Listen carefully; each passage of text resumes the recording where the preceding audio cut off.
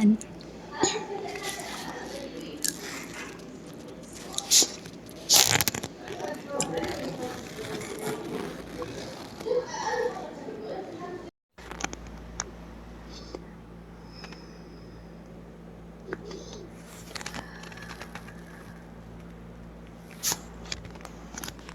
Yan, gidugangan niya.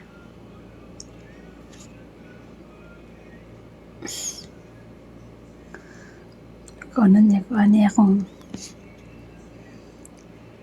diba? Yan na sa tagaan ko na yung tubig. Syukran, madam.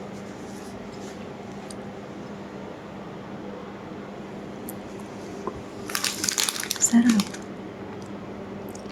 Worship ka ng ano, katong toasted bread, ay katong biscuit na. Favorite na ko sa ano, Pinas. Nami. It's just dates na.